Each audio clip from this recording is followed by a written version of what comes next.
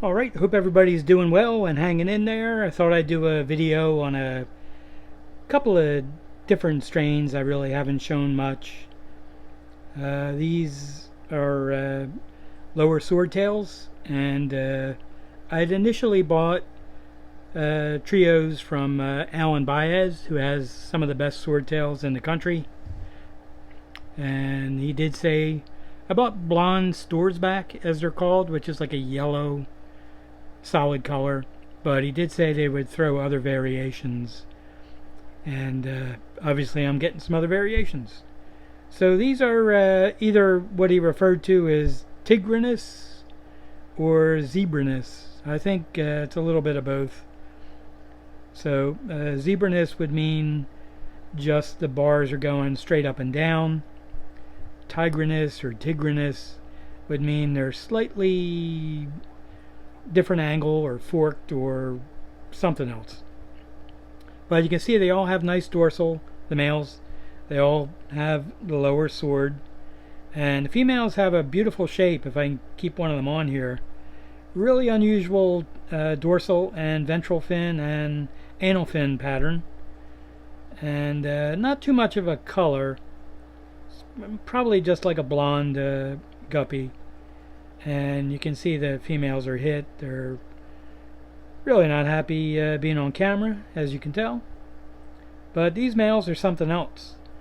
So I separated those, or these, and a few others, and put them in their own tank. This is just a photo tank, so I can keep them on the camera lens so you can actually see them. They're a little jumpy. Probably because I'm ugly, I don't know. But this female should drop some fry pretty soon. They do go after their fry pretty good. So I have, in their regular tank, I have a lot of broadleaf water sprite. But there you can get a pretty good shot of the male. And you can pretty much see what a beautiful pattern that is. Really something else.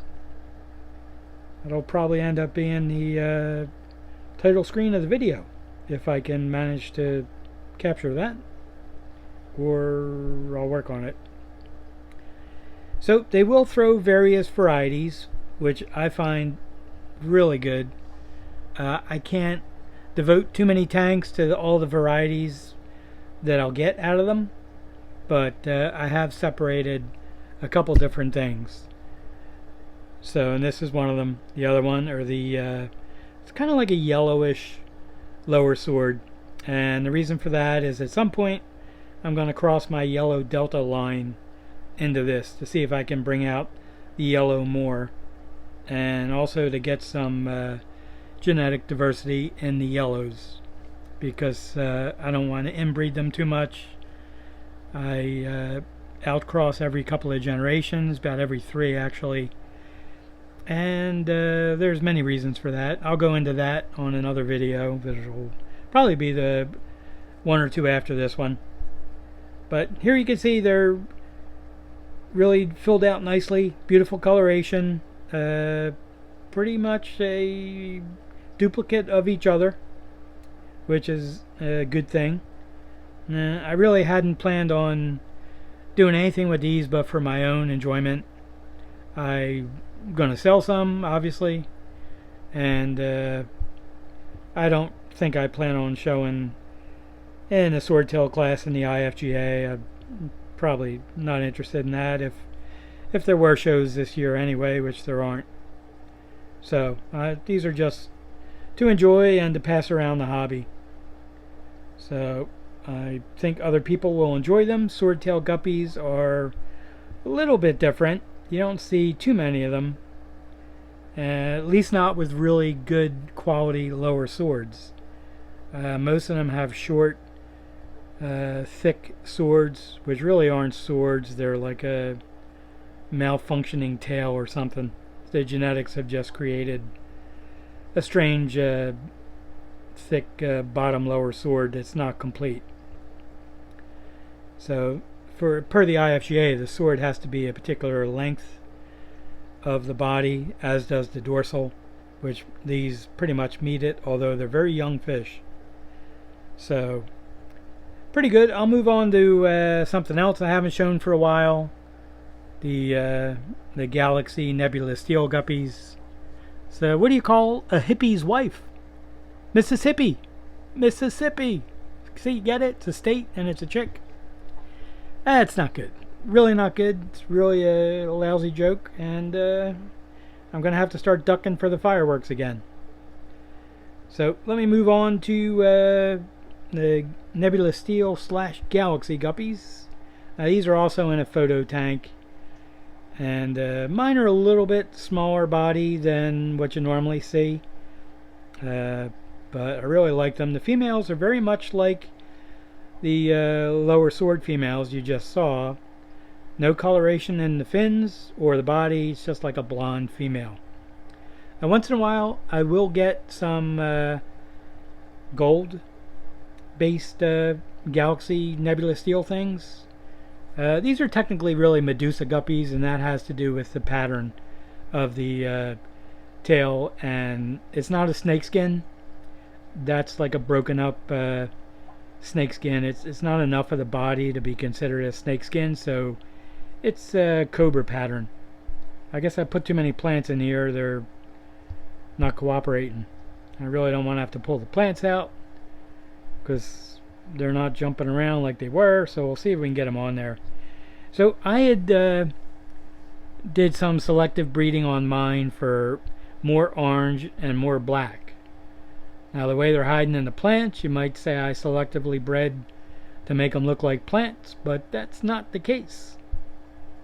So let's see if any of these guys want to come out in the open. I really don't want to smack on the tank. They don't like that.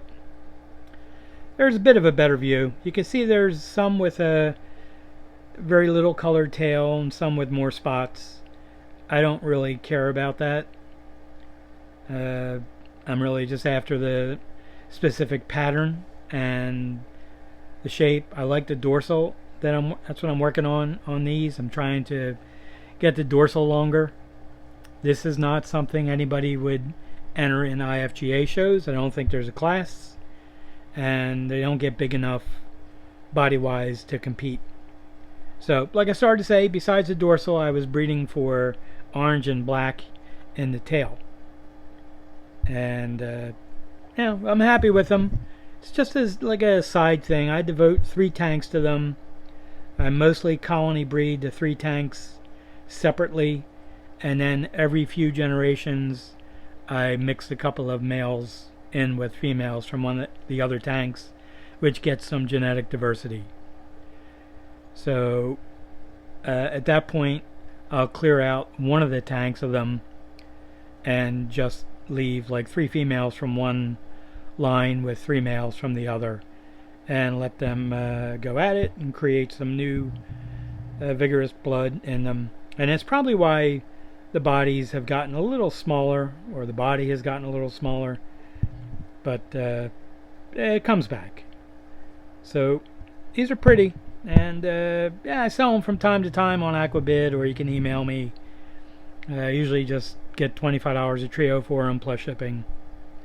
Not sure if I'm allowed to mention that on YouTube or not. I have no idea what's allowed, what's not allowed. I know my bad jokes are allowed, and I really appreciate that because I got tons of them. And these fish, this line I've had for quite a while. I think about 12 years. And I've been keeping it going. And I'm going to have to get these guys moving. Wake up! There we go, you can actually see them. Very cool. Nice fish. So, why don't ants get sick? They have antibodies. Antibodies. Oh, God, is that awful. Man, that's not even a joke. That's just stupid. But, that's my specialty. So, one other thing I'll mention, I've been watching like really, really bad movies. Science fiction ones from the 50s and 60s. And I've actually been enjoying them because they're so bad that they're actually funny. So everybody knows of Plan 9 from Outer Space, which is really one of the worst movies ever made by, I think it was Ed Wood. And there are some others I found that are actually worse than that. The all-time worst movie I've ever seen is Robot Monster. Now try to find that gem on YouTube or Amazon Prime or anywhere else. It's a public domain movie. And it is terrible. So terrible you'll be laughing. I guarantee it. And another one I saw recently that was just ridiculously bad was Wild World of Batwoman. It was a gem from the, I guess, early 60s. Had nothing to do with DC Comics, Batman or Batwoman, or the CW's show, if they actually introduced Batwoman. I don't know, I don't watch it. And another terrible one was The Magic Sword. It actually has Basil Rathbone in it, who was Sherlock Holmes for a long time. And that stinks. It's beyond bad. And if you get a chance, try to watch the Mystery Science Theater version of it, because that actually makes it bearable. And the other thing, I watched Svengoolie last week, and he had Billy the Kid vs. Dracula. That's another dud, but it did have John Carradine in it, which makes it bearable. Although he was, he may have not even been alive when he was making that movie.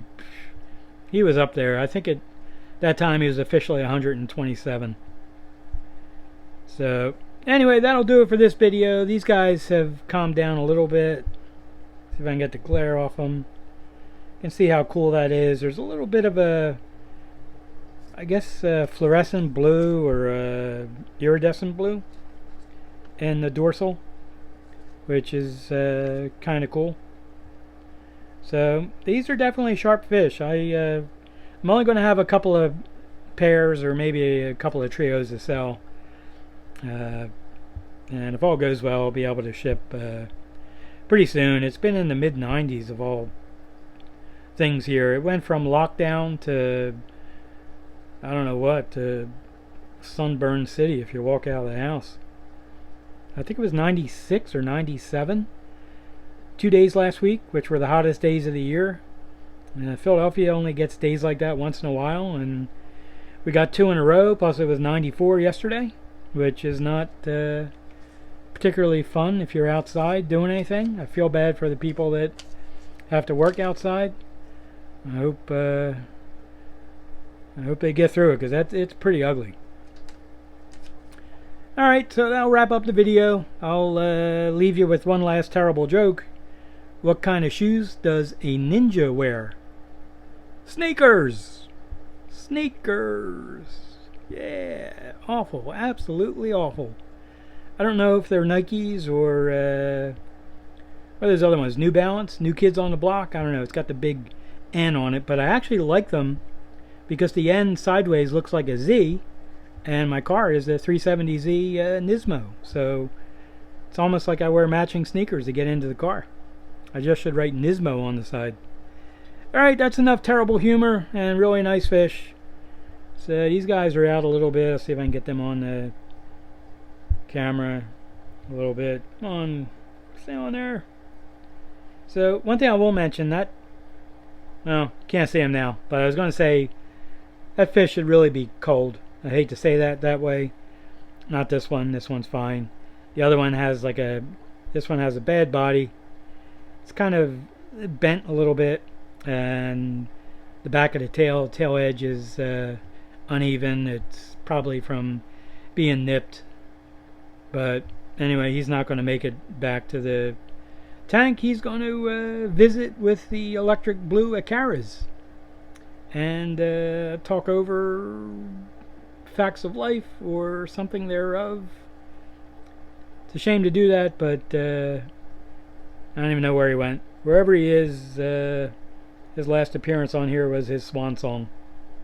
So, alrighty, see you with the next video.